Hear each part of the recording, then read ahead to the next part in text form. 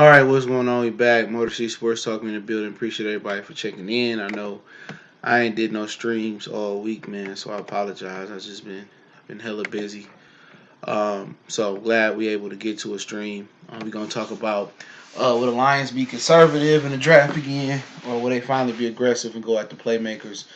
That's pretty much been the question around really this week, as far as people talking they like Jonah Williams been the question around from Alabama. So that's been the 411. Give me 1 second.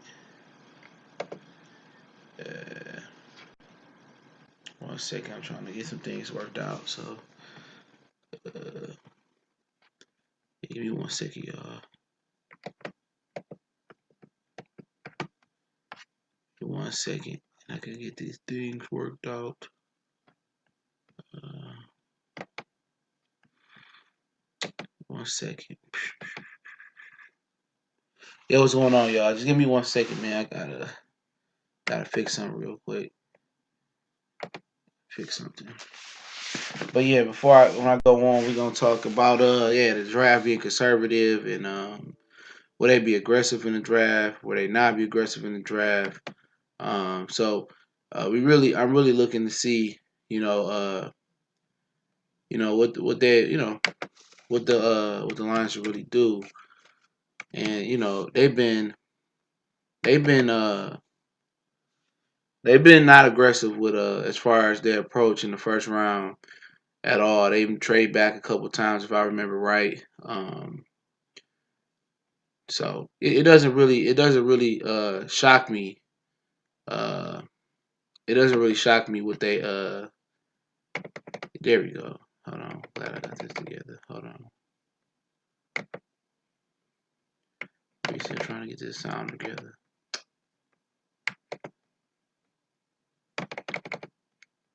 Excuse me. Hold on, this shit is out of control.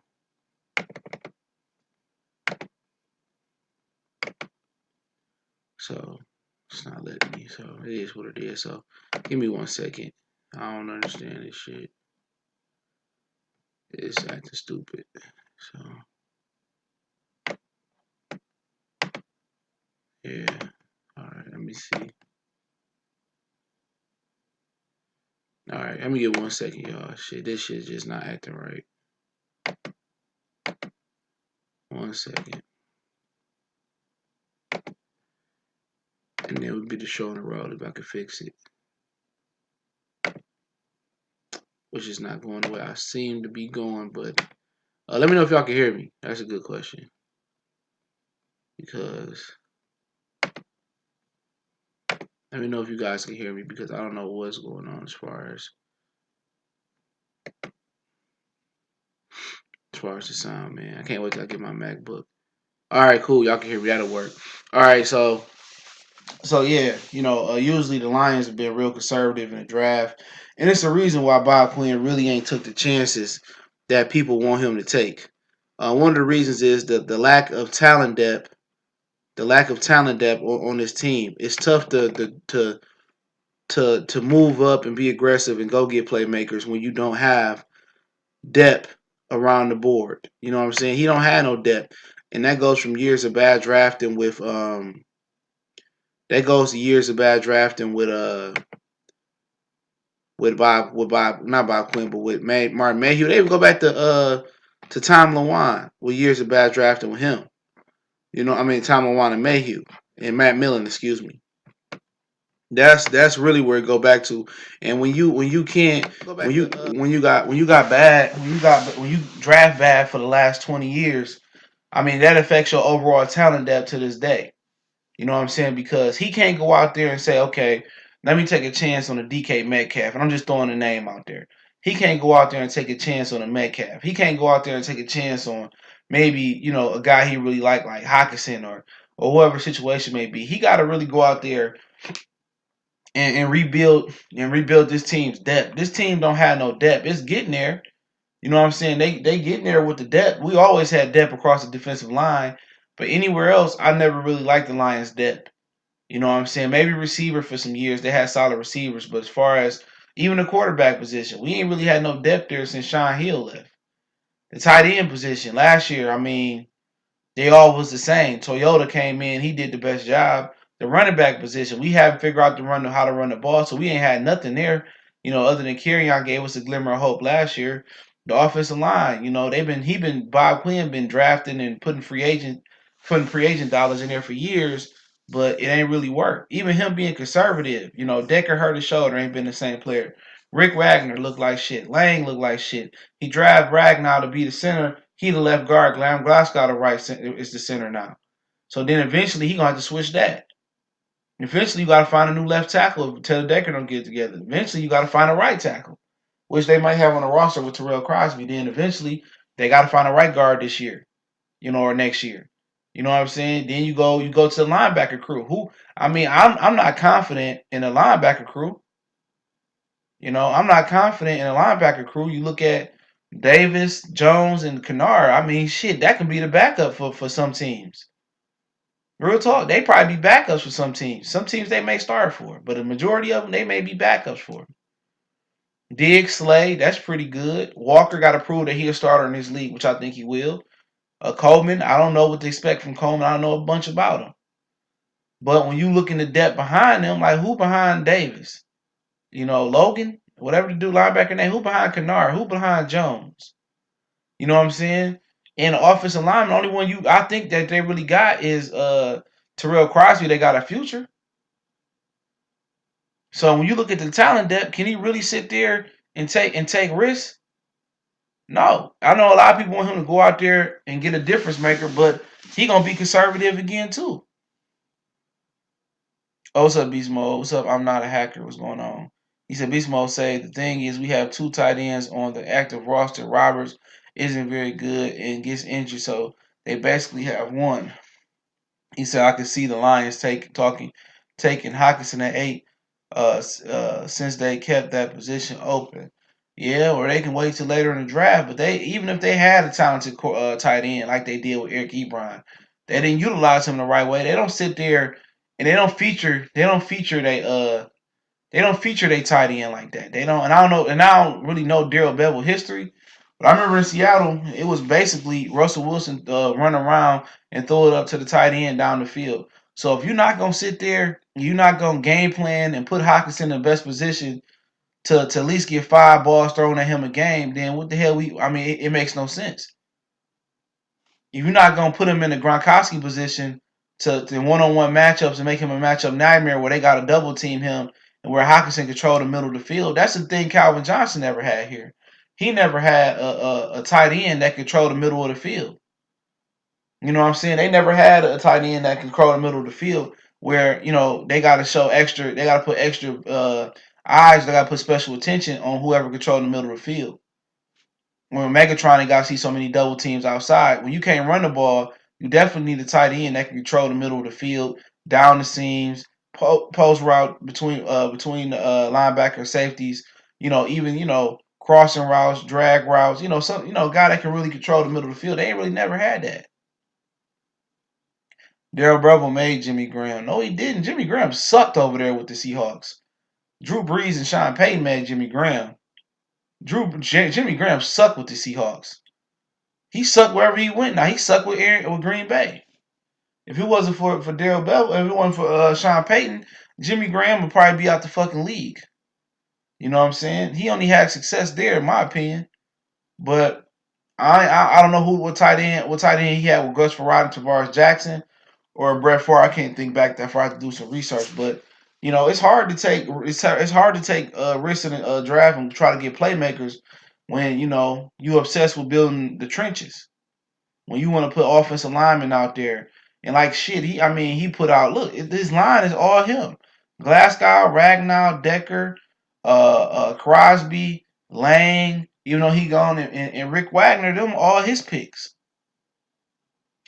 Byron Murphy or Brian Burns. I know about Byron Murphy. He from little Brent Grimes kind of guy. I don't know, man. He a good player, but the Lions need speed, man. They need speed. They really do.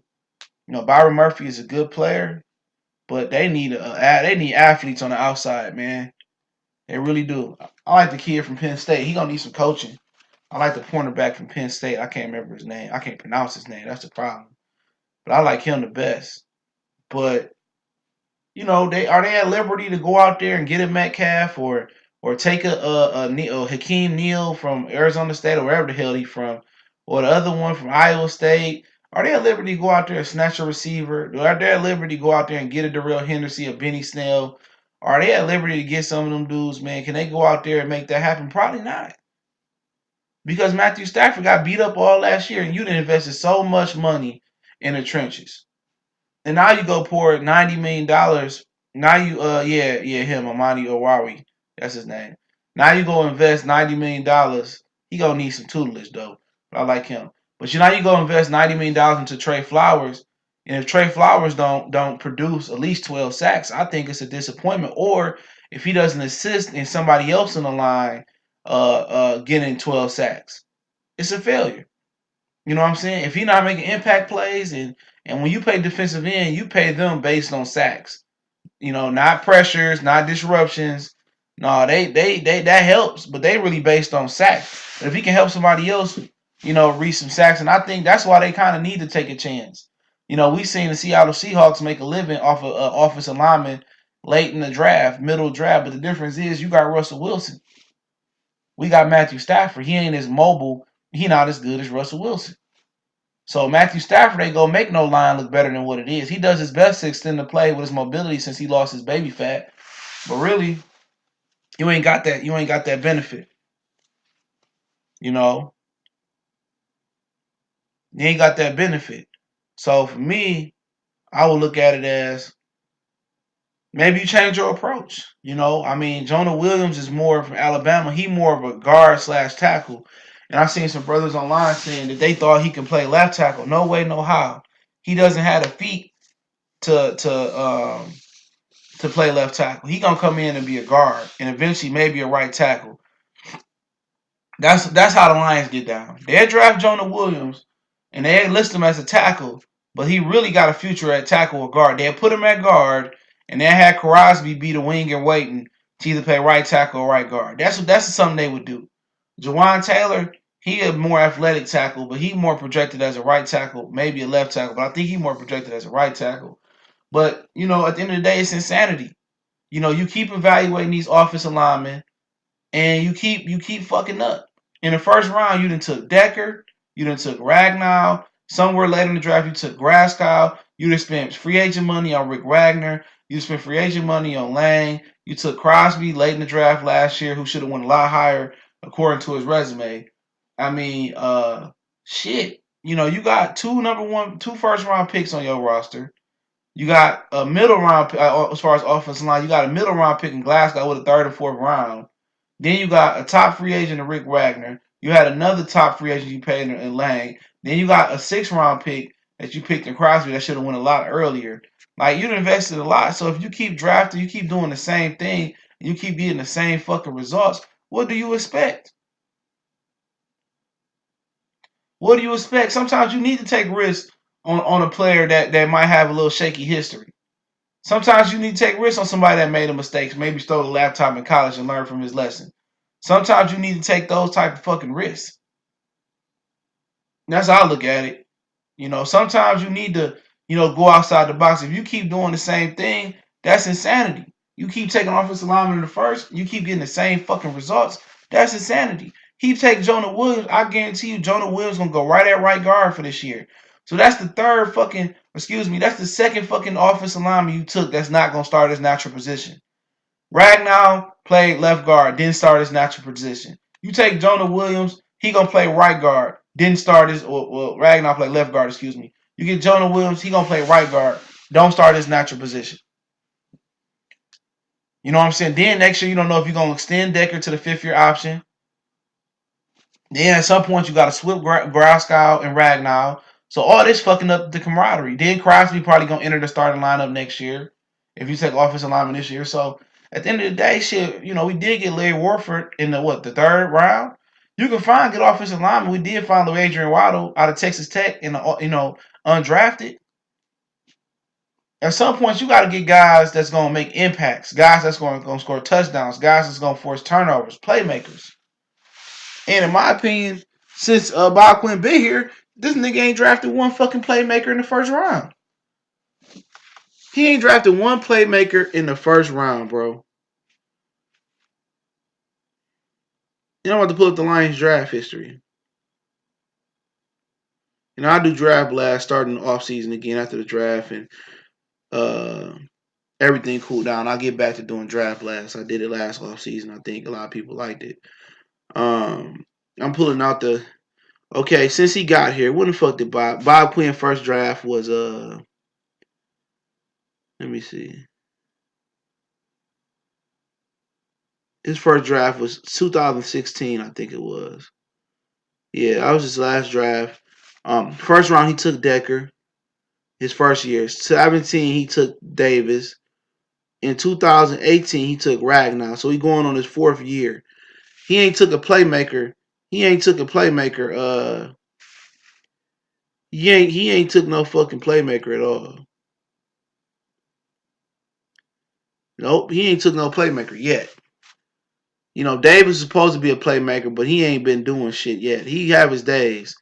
But overall, in the first round, it's been O lineman, and for the last few years for the Lions, bro, it's been O lineman.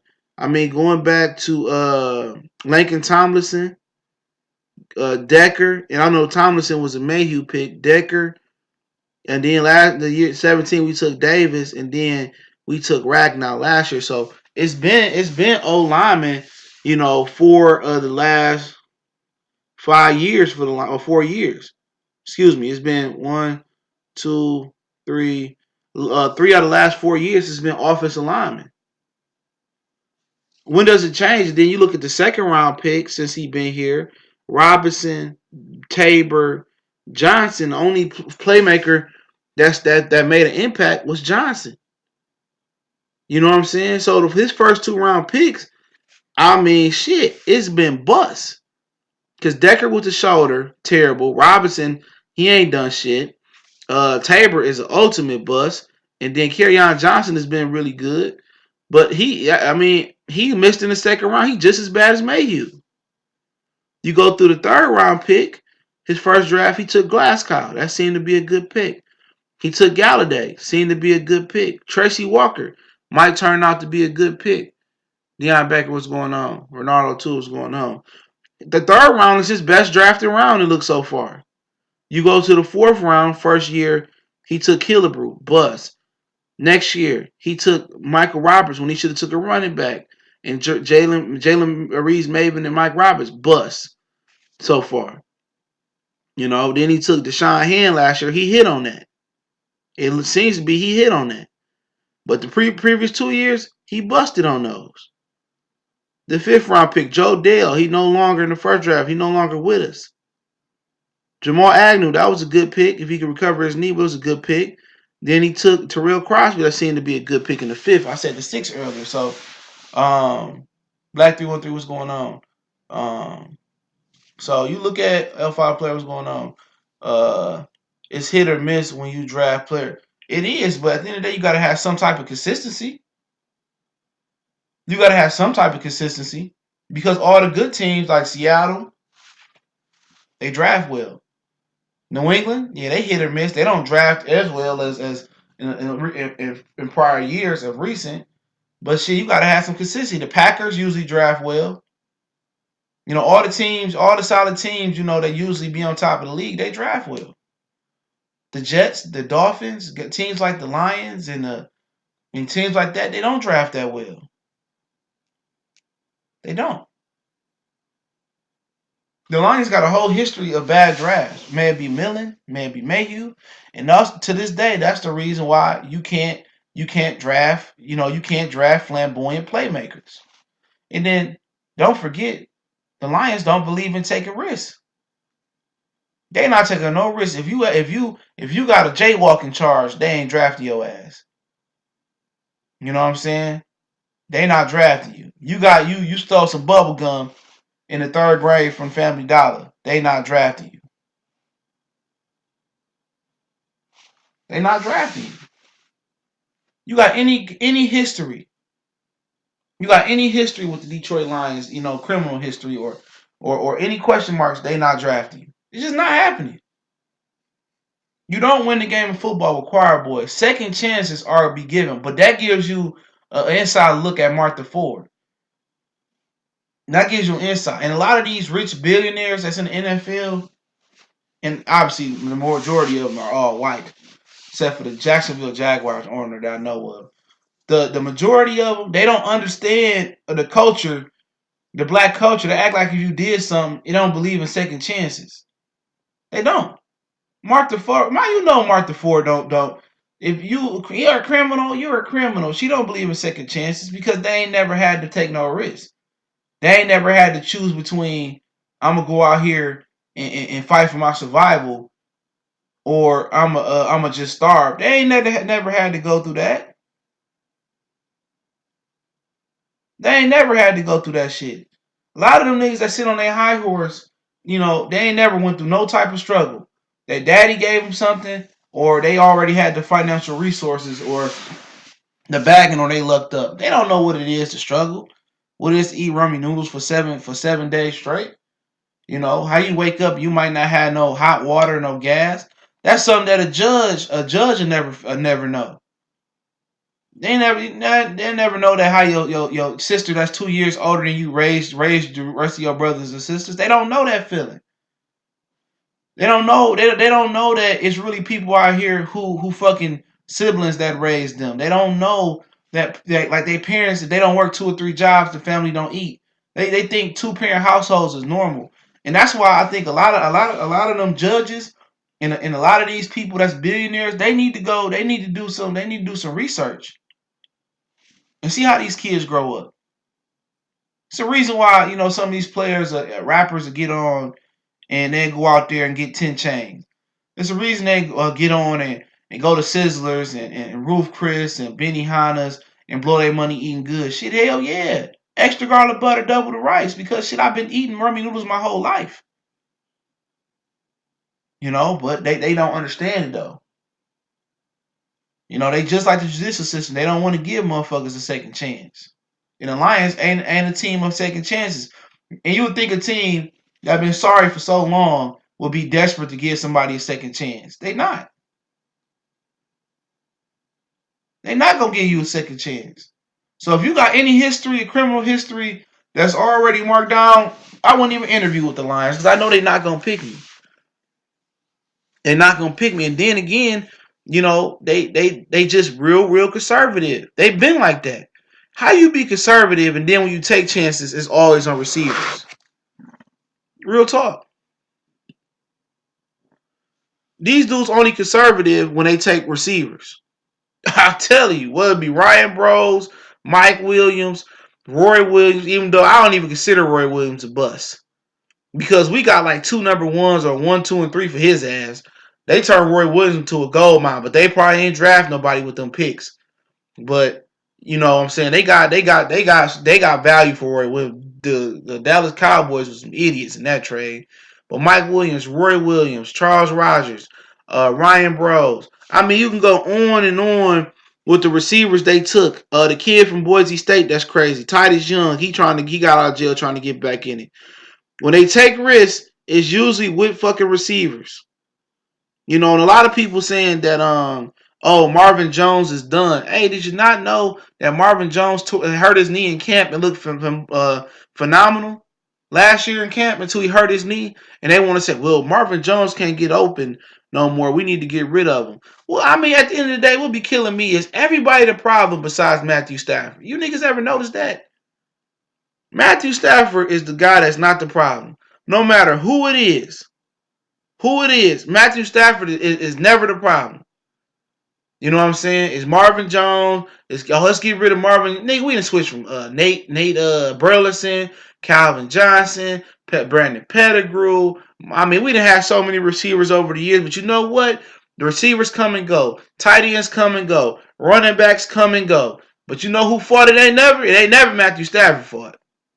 He can't do no wrong. When he come to Stafford, oh, he ain't had no left tackle. He ain't had no right guard. He ain't had no coach. He ain't had no. It wasn't. It was. The dome temperature wasn't 70 degrees today. It was 67.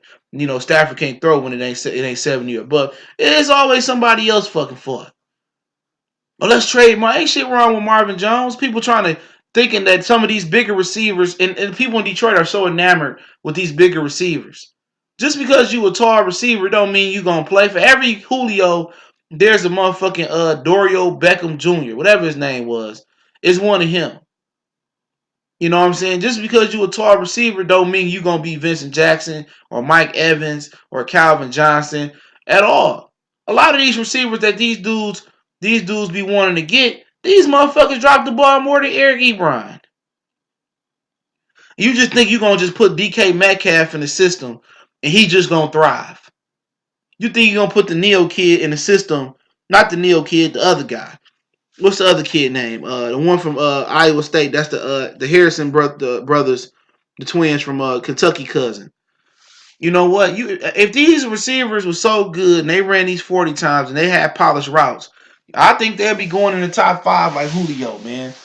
But the Detroit Lion fans always want to draft a receiver. Like for what? You got Jones, you got fucking Galladay, you got Danny Amendola, you got Brandon Powell. You know what I'm saying? You got Tommy Lee Lewis, whatever his name. You got all these fucking receivers. You know, why do you want to take a receiver in the first 2 or 3 rounds? Why? I don't get it. You need linebackers. You need offensive linemen. You need, I mean, shit. You probably need a cornerback. You need a tight end. All these needs, and we talking about receiver. No matter how many receivers you get number 9, it ain't gonna fucking matter unless he can run the ball. You know what I'm saying, and run the ball and get some protection.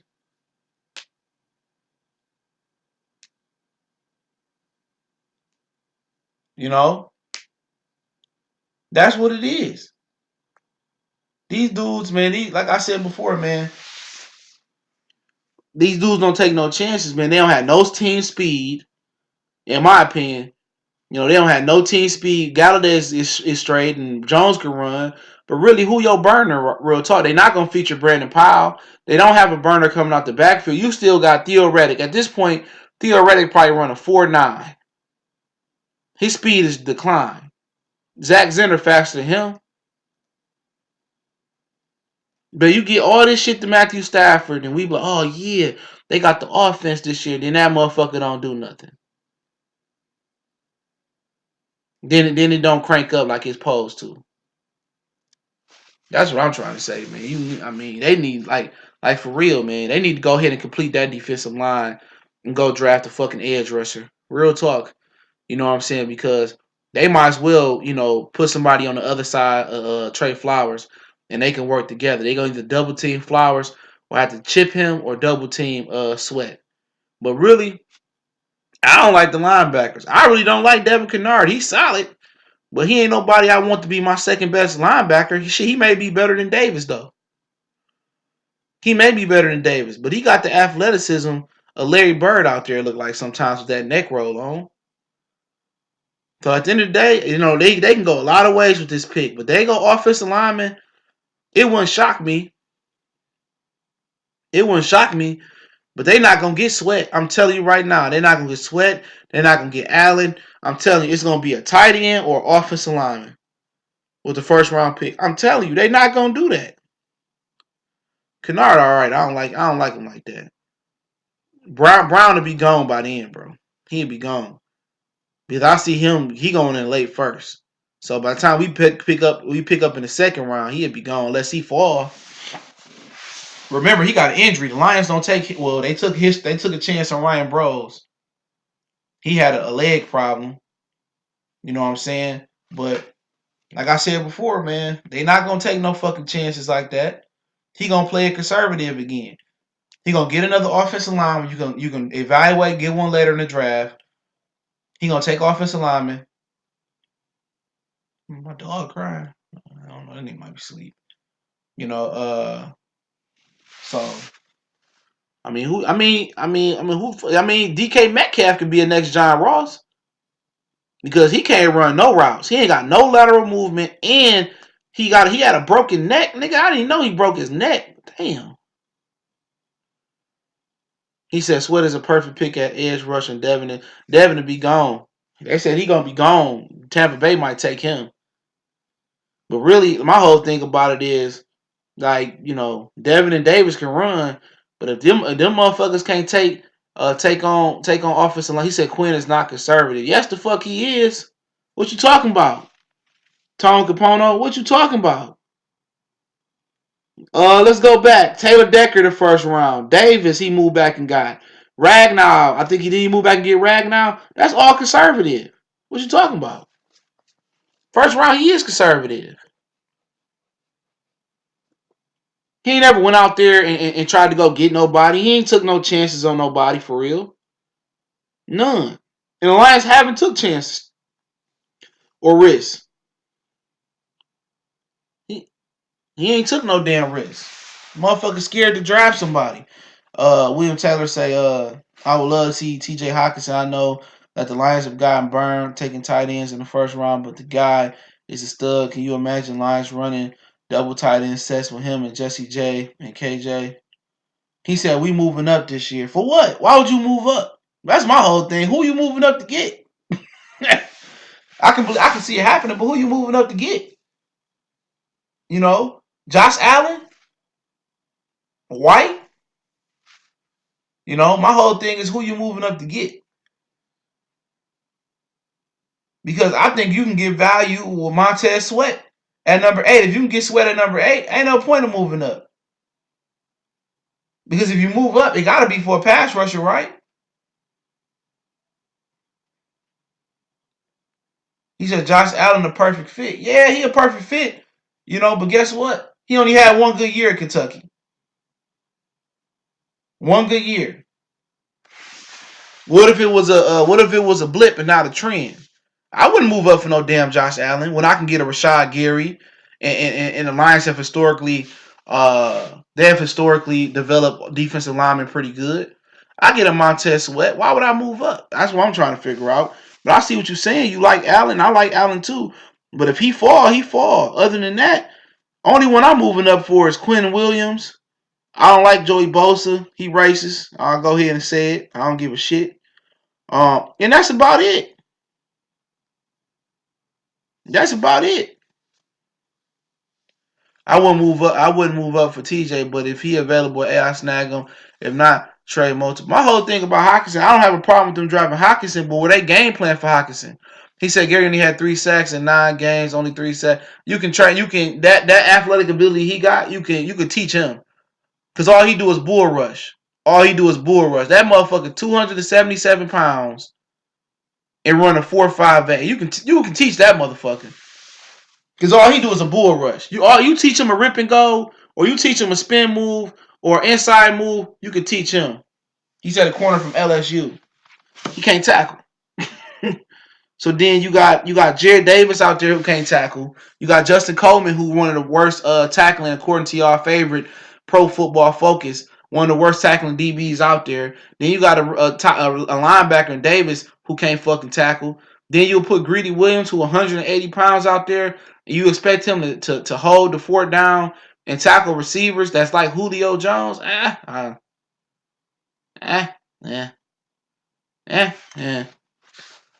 I don't know. You asked that motherfucker. He built like a paper airplane.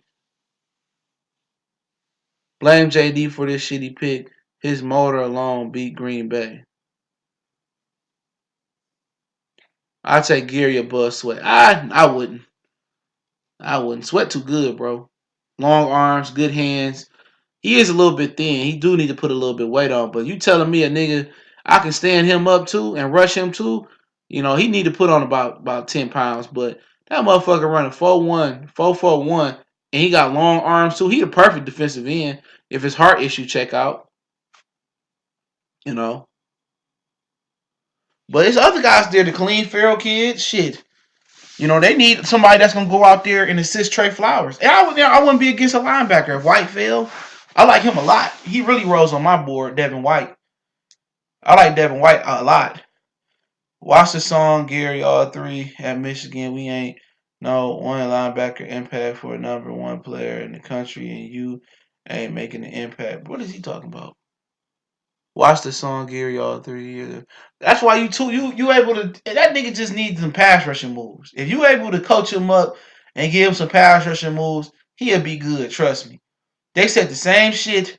They said the same shit. He too small to play the 3 technique, bro. They said the same shit. They said the same exact shit about Deshaun Hand last year. You know what? Oh, he didn't live up to the hype. He only had whoop-de-whoop sacks and whoop whoop. They got him to Detroit and they coached him up. That nigga was an animal. And the reason I trust the Lions to coach Rashad Gary up is because they done it before. They done it with Ziggy Ansah. They done it with Ndamukong Suh when Vanden Bosch and them was there. They done it with Cliff Averill. They did it with Rodgers. They did it with Corey Sims. Was it Corey Peter? Whatever the fuck his name was. The Lions have historically done well with pass rushers. Eli Hero had some shine last year. They've historically done well and developed. They ain't developed shit else consistently. But the one thing about the Lions, they develop pass rushers. I don't think they're gonna take a corner this year early. I don't. They got like 8 fucking corners on the roster already. I don't see them drafting a corner this year. I think they really gonna roll with Melvin, Ford, or Tabor. I hope they take a corner this year, but one thing about a corner, it takes time to develop. Chase Winovich ate off Gary work. Gary should have been the inside, not the edge. He need to put some work. He need to put some weight on to go inside. You can't play the inside at 258. Not consistently. You can spot there, but that's too much physicality to be on the outside. That's too much physicality to be on the inside, weighing under what I say about maybe under 280. That's a travesty. He got to put on about what? About almost what? 15 more pounds? Almost, yeah, 12, 15 more pounds, 17 more pounds. That's a lot.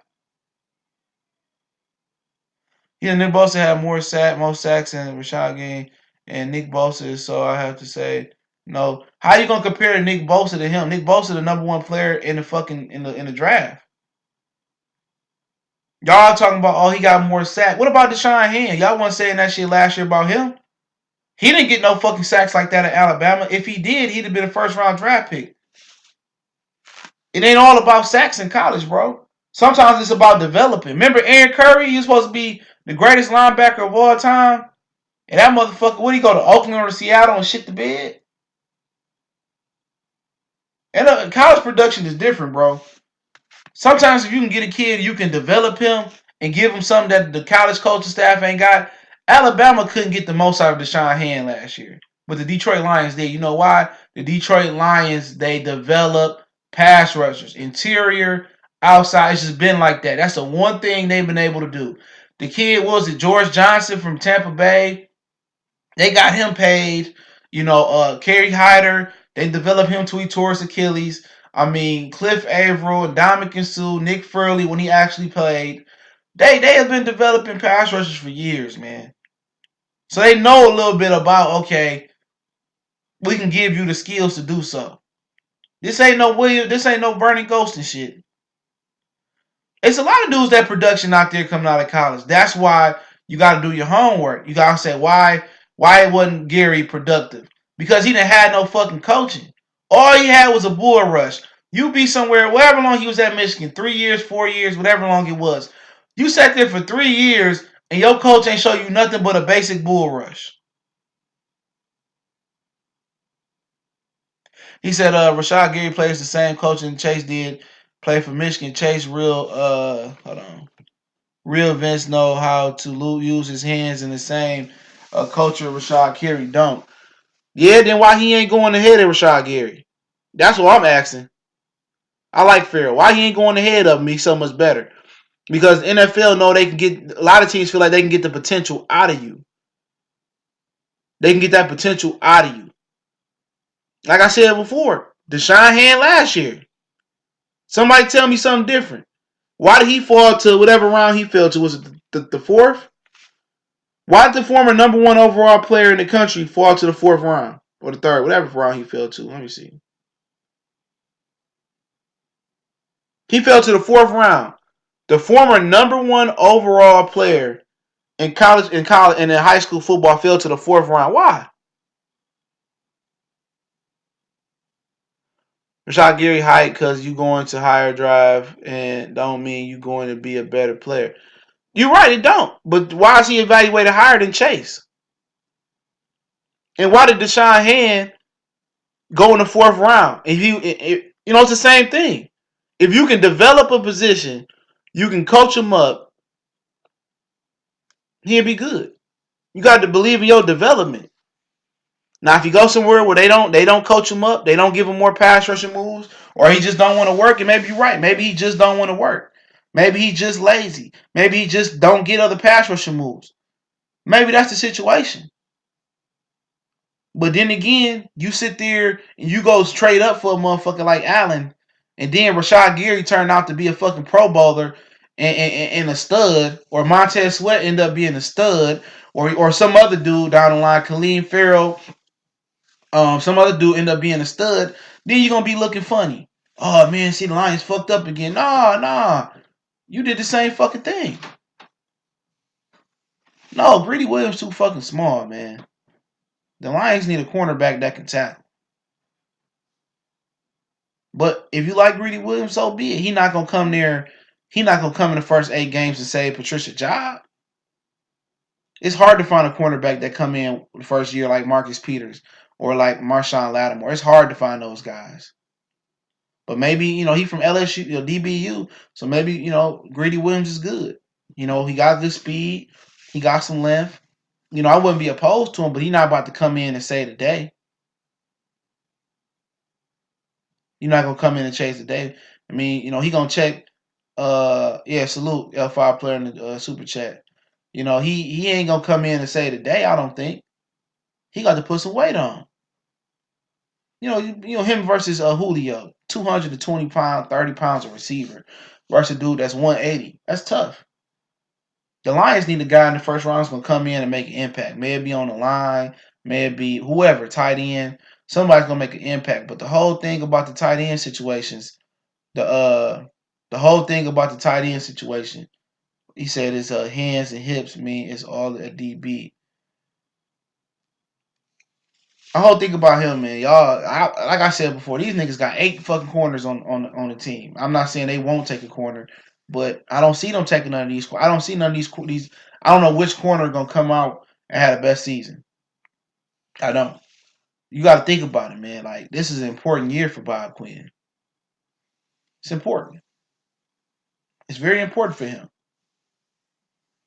So can you afford, Rashad Melvin or Michael Ford or Tease Tabor, no pun intended, beating out your rookie cornerback? Can you afford for him to go through the growing pains in the NFL? Because Peterson had to go through it. It's very seldom you get a super rookie at cornerback. And do you trust the Lions to go out there to identify Baker, Murphy, Williams, a kid from Penn State, and a kid from Michigan State? He's supposed to be going high. The Lane character. Do you really the second round? I think you expect them to go out there and pick the right cornerback? The same GM that took fucking Tease Tabor. No, that was Martin Mayhew that took Slay. And somebody had to put a gun to his head to take a corner in the second round. They had to put a gun to that nigga head to pick him. And that's what I'm saying. Between Coleman and Greedy Williams, they don't both like to tackle. They don't like to tackle. Justin Coleman is one of the worst tackling DBs in Pro Football Focus, bro. Y'all love that Pro Football Focus shit. So anytime I get to use it against y'all, he one of the worst tackling DBs out there. Greedy Williams, 180 pounds. You already got Gerard Davis out there who can't tackle. So at the end of the day, I don't know. He said, "Fuck Pro Football." Oh, these dudes in here love off Pro Football Focus. We don't need greedy tackling, just his speed. No, you need a nigga to tackle. You need somebody to tackle. You need somebody to tackle with these motherfuckers throwing smoke screens and bubble screens. Nah, you need a corner that can tackle. You need a corner that can tackle. That's a must. That's a must. If you can't tackle, everybody ain't Dion. Now I knew that was gonna come up. Everybody ain't Dion. Everybody not Deion Sanders. You need to be able to tackle. That's imperative. And it's today's NFL. And Greedy Williams ain't no fucking Deion Sanders.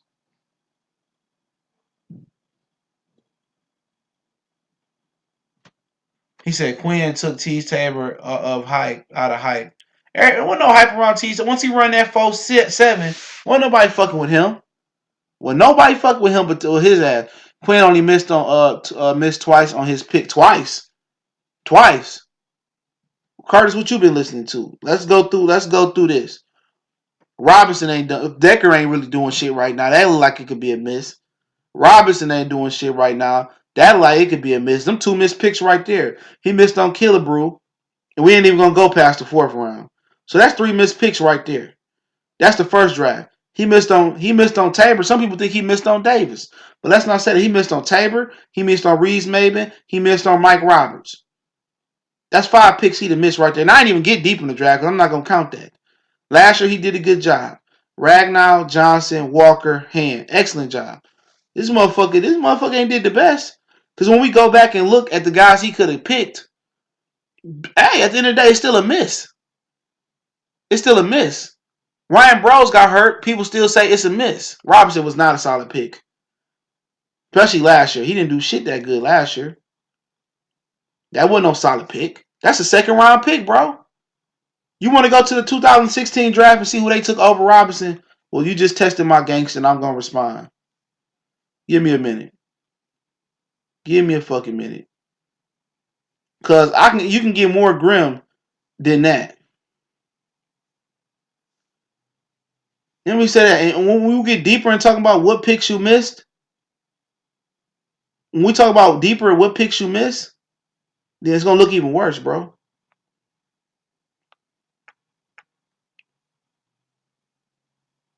Let me see.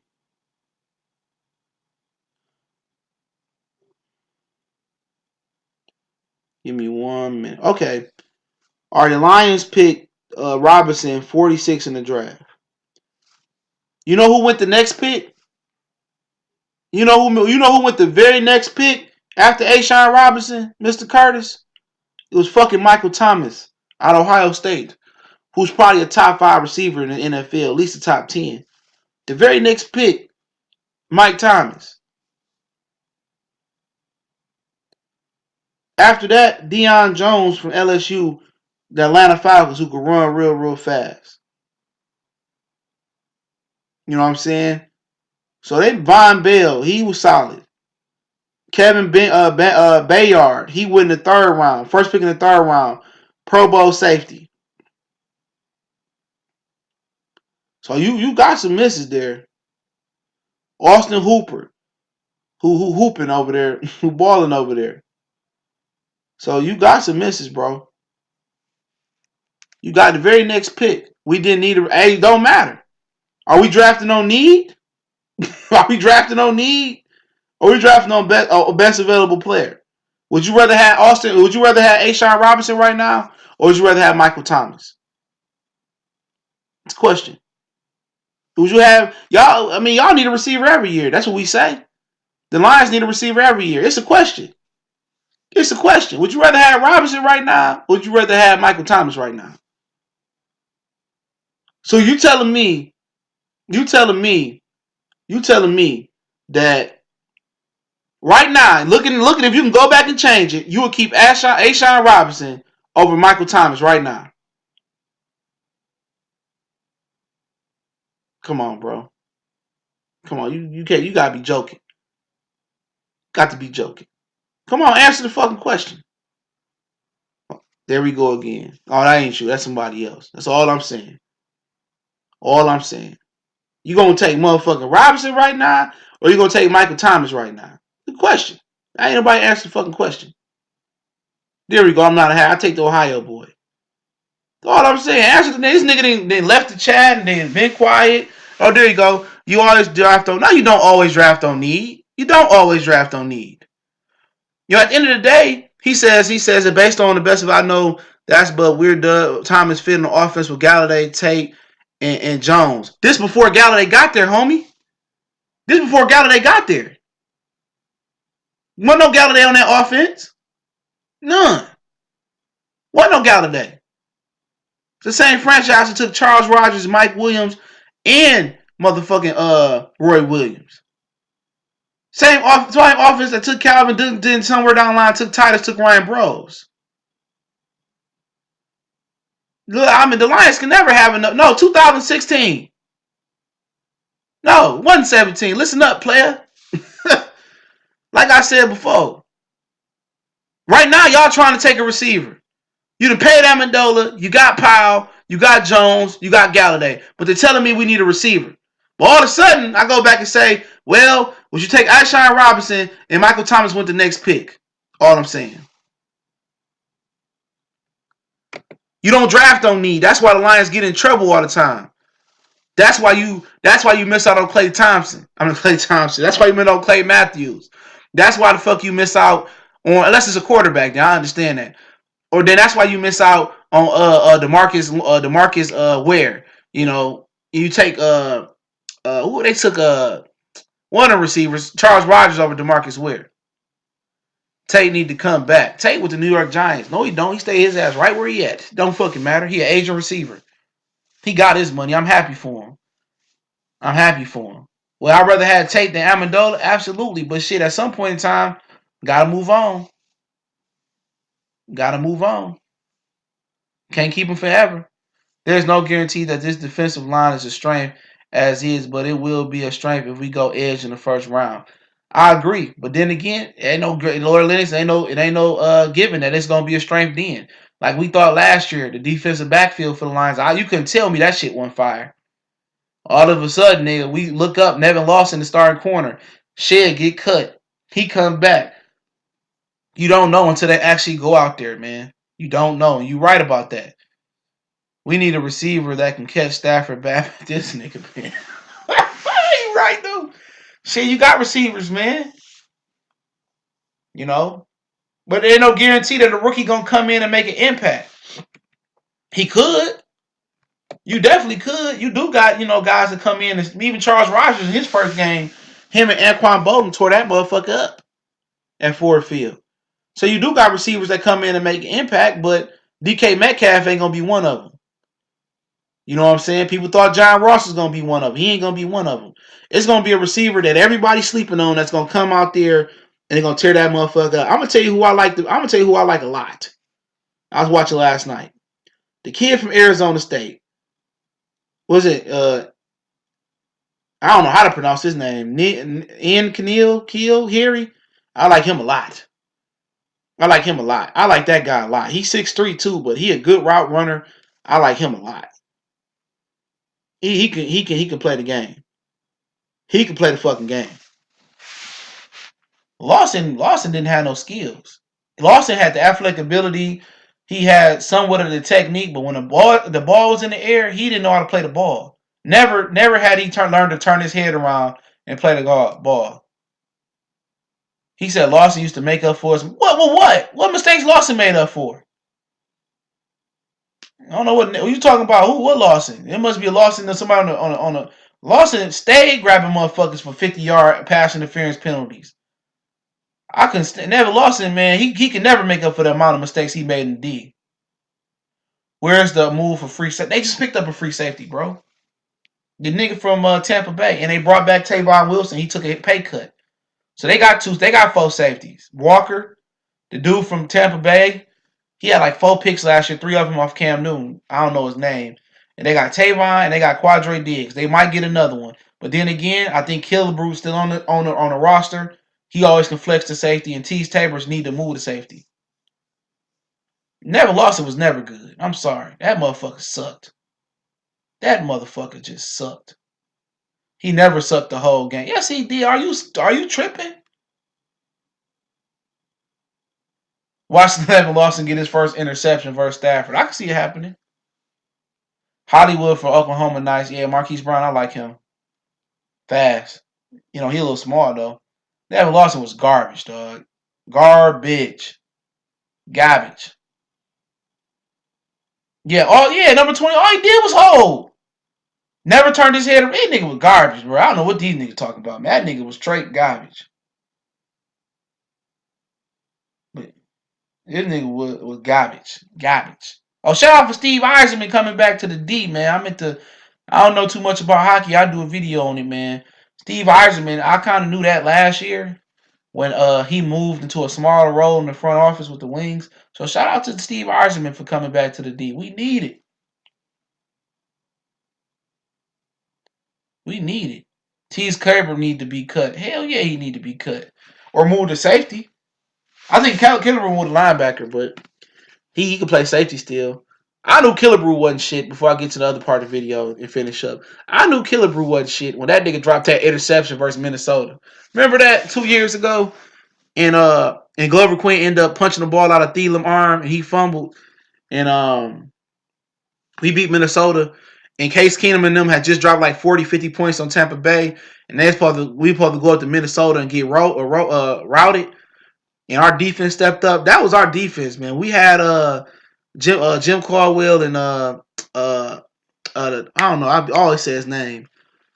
Our defensive coordinator. That motherfucker, man. Our defense was straight with him for real. He had a little slippage the second year, but he had a talent. He said, "Bro, I'm dying because I can see that play right now." I remember that nigga dropped that. They wouldn't have scored a point after dropping 50. That motherfucker hit that nigga right. It went between his hands, I think it was, in the end zone. Then they end up scoring the next couple plays. I'll never forget that. Terrell Austin appreciated Black 313. That shit was crazy. I was like, oh, this nigga ain't shit. I said that in my head. Like, dude, I said he ain't shit. I said he ain't shit. We ended up winning that game, though. But I knew at that point in time, I knew he wasn't going to be shit. But let's talk about the Lions, man. They expecting us to flop next year, bro. I know the over and under in Vegas is 7 wins, but how can the over and under, he said the slot receiver out of Hawaii at beast. I'm going to check him out. How can the over and under be 7 for the Lions, right? That's what Vegas set it up this season, 7. How can our over under be 7, right? But they said we might lose to Arizona. Arizona don't even got a fucking quarterback right now because Josh Rosen about to get traded. So they say it's a pick'em game between us going down to Arizona and playing potential Kyle Murray with Cliff Kingsbury, who ran the motherfucking air raid offense. Air raid offense only got 8 plays in it. He said, I wouldn't trust the guy that ran a 4.73. Exactly, bro. Michael Harris, I agree. You know what I'm saying? No, man, Jim Schwartz ain't never coming back here after that shit. After he got paraded off the field and they carried him. Man, Mark the Ford gonna have to sell the team for him to get a shot back here. He ain't coming back to be no defensive coordinator after he was a coach. And plus he don't come from the same coaching umbrella, I think, as Matt Patricia neither. Had Matt Patricia and Terrell Austin came from the same coaching umbrella, Matt Patricia would have retained him. I don't care about win prediction right now. The only thing that matters is when they actually play. So many factors to winning to make and predict. Yeah, that's why I ain't making no predictions early, bro. At all. I'll wait till the week of the game to make predictions. Cause injuries and shit like that. But they making that shit a pick 'em. Like, dog, the disrespect. If they lose to Arizona next year, bro, and like will Josh Rosen be a good backup for Stafford? I believe so. But I'm not sure what his top 10 money looking like. But if they lose to Arizona next year, bro, dog, they might as well go ahead and pack their shit. You know, if Martha Ford as shrewd and cutthroat as people say she is, they might as well pack their shit right now. Matt Patricia, Bob Quinn tell their wives they about to leave. They about to get fired. Because if you lose to fucking Arizona next year, then you got the Chargers coming out west, coming east. They should win the Charger game. You know, because the Chargers don't play like shit, but it's still early in the season coming out east. Um, and then you fuck around and play the Philadelphia Eagles. You go to Philly. Like I said, that ain't the worst game because I don't think Carson Wentz still said he ain't healthy from the broken back. And he played like shit when he came back, bro. And they don't even like his white ass there for whatever reason it is. Because he throw the ball to Zach Ertz every time. They rather had kept Nick 2 left feet Nick Foles. And then you play Kansas City. Now, the reason I say I don't close the door on them being 0-4 or 1-3 or 2-2 is because there's a lot of factors that go in there. In training camp, you got injuries. I mean, you got people getting arrested. All types of shit happening between now and those games. But the reason Vegas throw those odds out there right now so you can get the best odds. As the season get closer, as injuries come, those odds will close or come down. But my whole thing about it is Even I guess they anticipating Kyle Murray to be the pick. We expect it to be a pick 'em versus Arizona. If they can't go to Arizona and beat the shit out of Cliff Kingsbury and that team that just had the worst record in NFL last year with a healthy Lions roster this year, it's gonna be a long season, bro. Yep, and we got an early bye. It's gonna be a long season. But like I said before, I ain't counting wins and losses. But I do know that Carson Wentz ain't been the same player since he came back, and his back may not heal in time. So he might not be 100%. I do know Tyreek Hill may get cut by the Kansas City Chiefs for his whole domestic violence situation against his child. He lost custody of his child. So that can change. That can change. Then what if a second year starter slump come from Patrick Mahomes? What if Phillip Rivers age? You know what I'm saying? If we got a good D line, we can beat the Chargers. If Phillip Rivers can't move, he can move in the pocket, but outside the pocket, yeah, Arizona. If that's a picking game for the Lions and the Lions lose to Arizona, it's gonna be a long fucking season. It's gonna be a long fucking season. I don't know what they gonna win because I don't know what these teams gonna look like. This before the draft, before training camp injuries, before cuts, before preseason. You don't know what rookie gonna show up. You don't know what adjustments gonna make. Who got old. You never really know. But all I'm saying is shit. I thought we should at least be favored against the worst team in fucking football. Kansas City not cutting him. He got into a domestic violence dispute. That's why he didn't get his extension. They had the extension on the table, and then he came out. Something happened at the crib, and now yesterday he lost custody of the child. He can't see the child. They very well will cut the fuck out of him. They will cut the fuck out of him, bro. They already said it. If it come out that he was guilty, they cut the hell out of him. I'll talk about the Pistons later. I'll go live tomorrow later tonight. Chicago taking a step back this year in NFC North for the taking. Yeah, I would believe that. I believe that it's possible. I believe that is very, very possible that Chicago take a step back.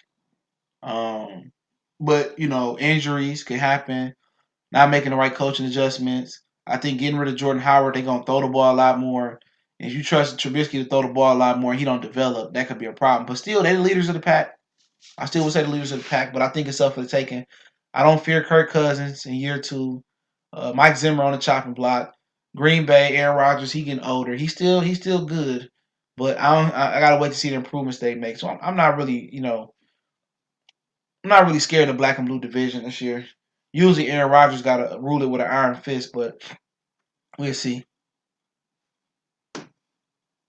And he said, y'all ask questions now. I'll go to the question. Michael here say, I feel with that improvement of our defensive line, stopping the run, that we will stop Zeke and beat the Cowboys later this year. I don't know, man.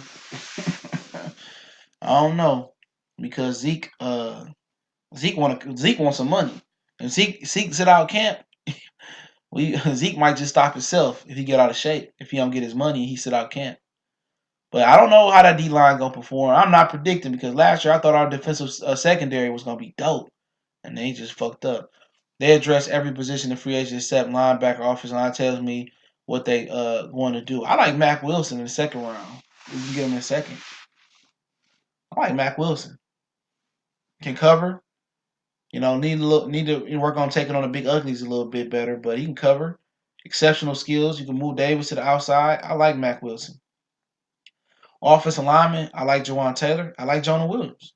Like I said, I'm not opposed, but at some point, damn, you gotta take a risk and get a playmaker, right? Keista say Stafford needs to go soon, and Reggie Jackson, damn, you gonna throw Stafford in the Reggie Jackson boat? I ain't mad at you.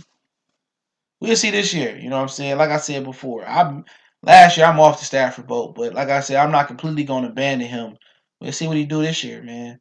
Obviously, he gonna be here, and if Daniel Jones slip, we should grab him. I heard the Giants talking about taking him with the sixth pick, so I don't think he gonna slip. I don't want Nick Bosa. I don't like them comments. Yeah, he made some more comments with his racist ass. I ain't gonna talk about on YouTube. Yeah, I've been gonna crack his head open. If I see him in the streets, for real. Been to crack his head open. I don't want him at all. We don't need that energy. I don't care if he go out there and get 100 sacks. I don't want that energy. We better get a starting outside cornerback in the second round. I mean, I don't think I think it's hard to find a starter in the second round. It's hard to say, okay, I'm gonna get that guy. He gonna start. Like you'll never know with corners. Slay he started after a while, but he struggled in zone coverage, and they played a ton of zone. He struggled. So I think they happy with what they got, bro. I think they get a developmental quarterback at some point. They're happy with Rashad Melvin, Michael Ford, Tease Tabor, Marcus Cooper, Jamal Agnew, Justin Coleman. They say can start at the second cornerback position or the inside. So you know what I'm saying? You know, yep. So it is what it is, bro. Well, yeah, let me slide up out of here, man. I appreciate everybody for coming on, man. We'll do another Piston reaction. I'll probably go to game 4, maybe game 3. I'm not sure. I gotta see if I do. Pistons were better off with DJ Augustine. Yeah, yep, I agree. They was glad when Brandon Jennings got hurt. Kind of talk about the Pistons a little bit. They was happy when Brandon Jennings got hurt. They didn't like Stan Van Gundy. Never liked Brandon Jennings, even though he was balling. When Brandon Jennings tore his shit up, they was happy. They went out and got Reggie Jackson. That's where the problem happened. Now, everybody knew Reggie Jackson wasn't shit. People in Oklahoma knew it. We knew it. But Stan Van Gundy just don't know shit about basketball, bro. I'm sorry. He don't know nothing about. Come on, that's where the team fucked up at, bro. We traded for him, and then we ended up getting Tobias, Morris. We had a nice little team. And then we traded Morris to Boston for whatever reason that was. And we got Avery Bradley. He ended up the alleged charge he got ended up haunting him. We sat him because Detroit. I mean, what's funny? They call Detroit one of the murder capitals of the world from every year to year. It switched between us, Chicago, and Baltimore, and whoever the fuck else, right? But we supposed to have this savage reputation, right? But our sports teams don't take, man. As soon as you get in illegal trouble, they gonna cut the shit out your ass to trade your ass for real. As soon as if you got any legal problem, and as far as the Lions and the motherfucking and the Pistons, they not fucking with you. They not fucking with you, bro.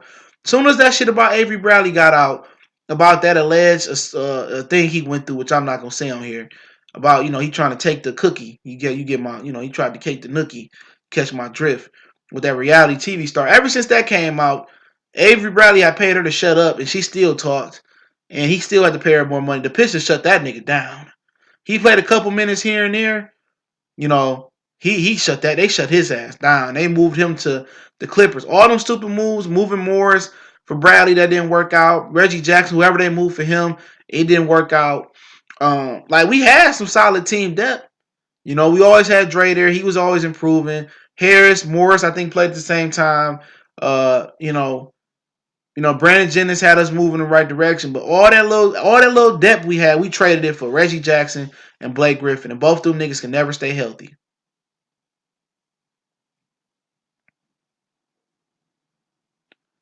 Real talk. Shit. We Stan Van Gundy him and Jordan Bauer single handedly destroyed the Pistons. Leslie said I like Mike Ford. I think he'll be the most improved. Yeah, I like Mike Ford too. Of course, just like Spencer Dinwiddie, Chris Middleton, Aaron Aflalo left for a minute and tore it up, and wherever the fuck he went, he tore it up for a minute. We kept getting rid of motherfuckers, man. We kept getting rid of dudes. We took Stanley over Devin Booker. Shit, KCP over Giannis. Shit, it's just crazy in the mud, bro. But let me get up out of here. I appreciate everybody for showing love, man. I'll be back with some more content. I'll try to do a video on Steve Eisenman. I don't really know too much shit about hockey, though, but hey, I'll try it. Appreciate it. One love.